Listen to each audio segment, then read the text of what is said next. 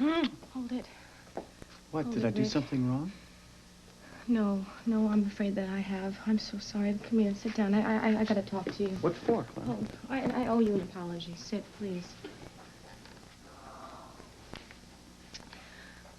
Rick, I'm afraid I have been sending you mixed signals. I mean, honestly, we make love one night, and then the next day I tell you that we can't do it anymore, and then I let you take me out on a date, and then we end up here in my apartment again, and you try to kiss me, and I mean, no wonder you're confused.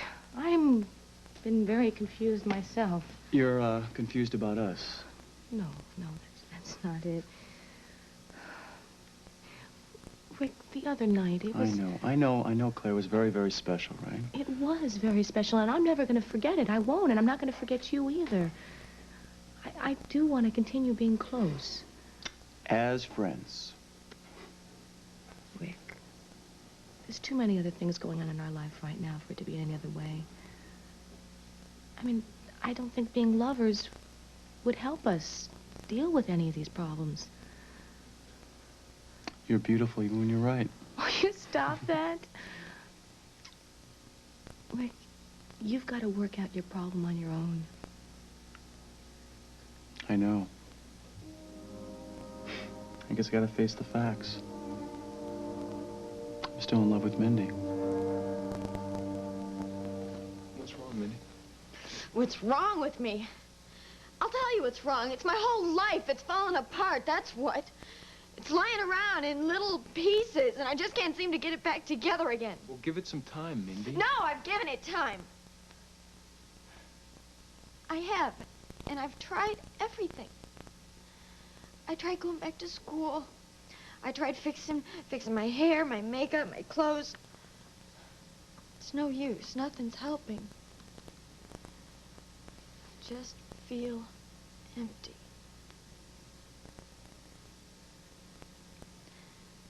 I really am empty. Mindy, it's okay to feel that way. It's perfectly natural. Come on. Hey, I feel empty too. We both lost something that was very, very important to us. You know, everything seemed a lot better yesterday. You know, we said that we would try to put it behind us. But right now, I feel as lousy as ever. Maybe worse. Come on, look. But... All right, fine, Mindy. Look, I'm just trying to help. Nobody can help me now. Yeah? Well, I suggest you change that feeling, Mindy. We have to at least try. I think we owe each other that much. Now, come on, turn around. Let's talk. We did, remember? It didn't help. We're still miserable. Mindy, this is not just little baby clothes and toys, okay? It's not that kind of a problem. It's not the sort of thing that you can talk about once and then put it away in the shelf as if it doesn't exist. This is something that is going to take a lot of time and a lot of work. We've got to work at it every single day. You really want to do that?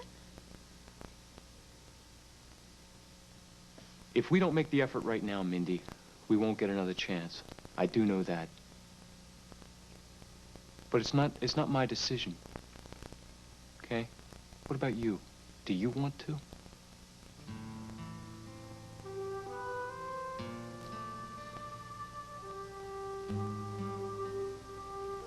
Fits of passion have I known, and I will dare to tell. But in lover's ear alone, what once to me befell. Oh, Teach. This is a pop quiz. Wordsworth. I can't help it. It was that last kiss that just put all thoughts of time and space right out of my head. So I get an A? An A+. There is one thing, though, that I can't get out of my head. What's that? Food. I'm really hungry. Well, now that you mention it, so am I. And I wonder if Lou, Jack, and Beth stocked the fridge when they were fixing this place up. Wouldn't it be great if there was some cold fried chicken and some icy beer in the fridge? Oh, Gee, I was thinking more like a hard-boiled egg. well, don't go away. I'm gonna go see what we got. Yes.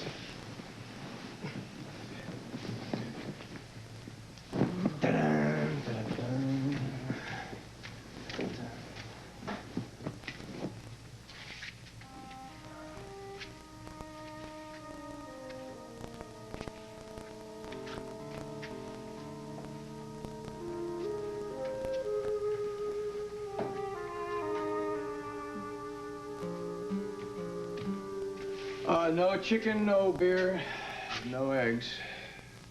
I know how Mother Hubbard felt now.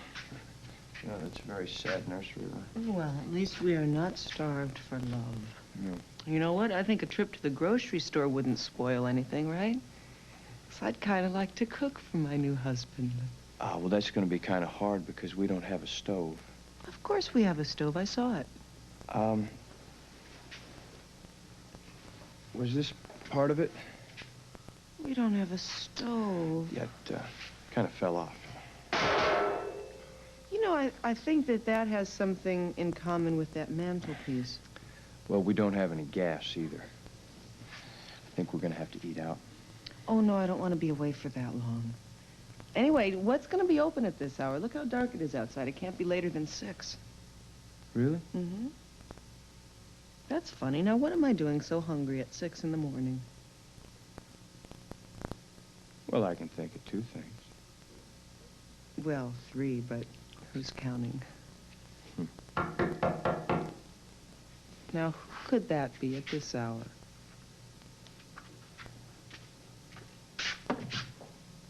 Hey, you two lovebirds. What are you doing here? Oh, don't worry. I ain't here to crash the honeymoon. I just came by to drop off some chow. Oh, come on in. Figured you guys might have worked up an appetite by now, right? Yeah, well, listen, I really appreciate you getting up this early to bring us breakfast. Breakfast? That was really sweet of you. Would you stay and eat with us? Oh, no, thanks. This is one of those times when 3 is definitely a crowd. Besides, I gotta get over to the Galahad, so... At this hour? Yeah. Hey, enjoy the grub and don't let the bed bugs bite. Get out of here. Gee, I wonder if you brought some fruit. Well, I think day old sweet rolls and a gallon of coffee is probably more his idea of room service. Was that right? Would you believe pepper steak sandwiches and a 6-pack of beer? Pepper steak and beer? Wonder if that's what the Galahads eat every morning. Well, it might not be the breakfast of champions, but it is the first meal in our new home. And I wouldn't trade it for the Ritz.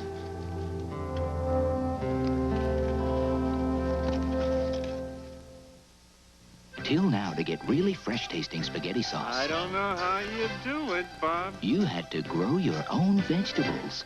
Introducing Ragu Chunky Garden-Style Spaghetti Sauces. The chunkiest, freshest-tasting sauces we ever put in a jar.